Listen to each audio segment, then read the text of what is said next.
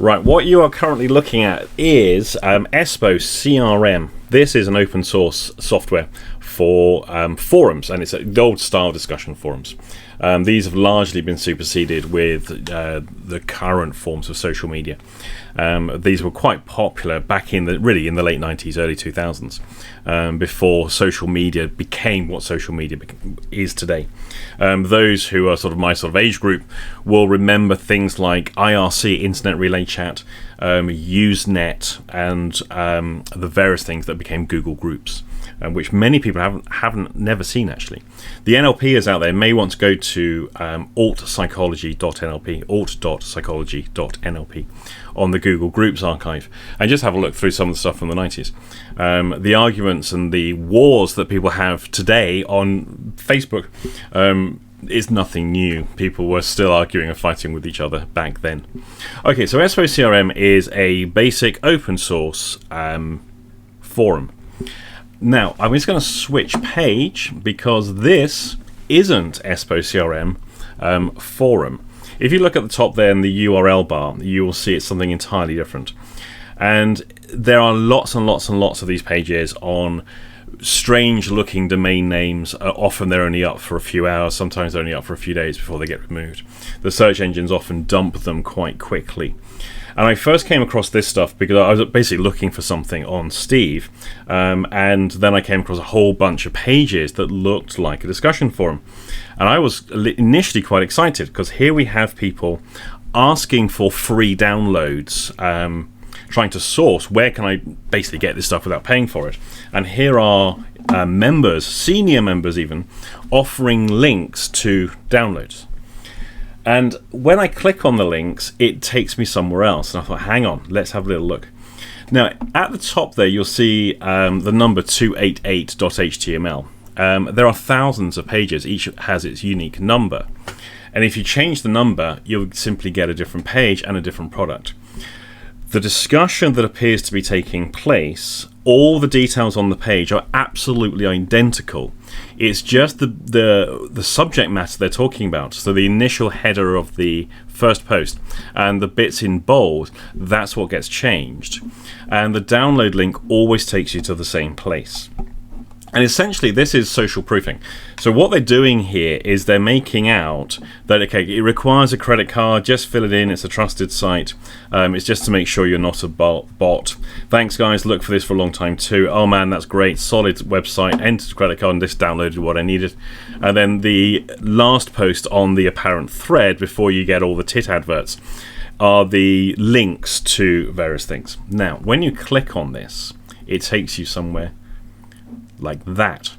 Now, there are a number of web pages. They are slightly different. They're all exactly the same web page, but they again go under different URLs. This one is fastmedias.com, and it says sign up now for free. What do I get? You can read as many ebooks as you want. They're secure, it's scanned, it's all perfectly safe, hottest new releases. It's unlimited, and it's all completely free. So I thought, okay, let's just see what happens when I put in my details. So we just use the suggested password, create free account. Now, look at the URL at the top. It's fastmedias.com, and then a whole bunch of stuff after. When I click on register, it continues on that site. We'll just get rid of that there. But now it wants me to put in a credit card details, which is assured me it's all for free. It's just to check that I'm not a bot, and so on. Now, if you put in your credit card details, you can say goodbye to all of your money. Now, with credit card details, of course, you get some degree of protection on a credit card. A lot of people will just use a debit card and their accounts will be emptied. Not necessarily immediately. There might just be a series of small transactions taking place that slip below the radar. So the idea is they look like normal transactions that you wouldn't otherwise notice. They're taking rather a lot of people's money, which I'll show you in a second. So obviously I'm not going to be putting in my details there. Now earlier on, it took me to a different, instead of fastmedias.com, it took me to a different URL.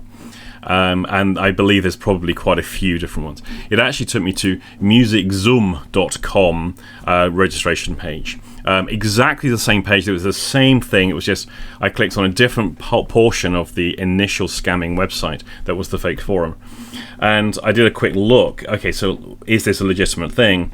And here we have all of the places where people are saying that their money has basically. Did musiczoom.com take money from your account? Hey, give us some money and we'll help you get it back. I don't know if they will or not.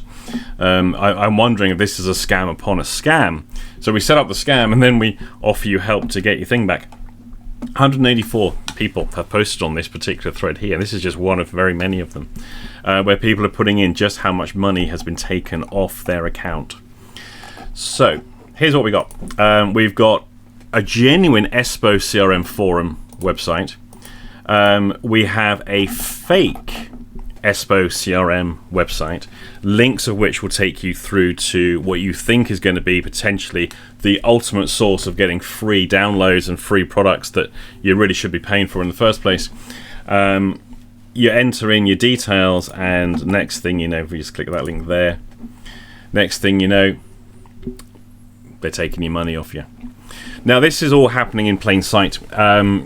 The search engines know about this. I'm sure the credit card companies know about this. The content management system and everyone. There are so many organizations that have to be complicit to allow this stuff to happen, because you can't just set up a website without having it hosted, without having, there's an SSL certificate.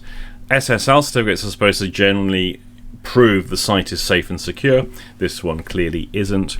And of course, they're ripping off all the personal development people and the NLP trainers and all those kind of stuff. Why? Because they know no one's going to do anything about it. No one, well, so far, I have so many messages. I'm going to, a little rant again. So many messages from people telling me, yes, we need to do this, we need to do that, and I'm going to do this, and I'm going to do that. They've never done anything. So far, no one's ever followed through on a single thing they've commented when they say they'll do something. It's just virtue signaling. So we know that the NLP community is particularly vulnerable simply because the majority of those practitioners and trainers, and I would say so far all of the organizations, don't do anything.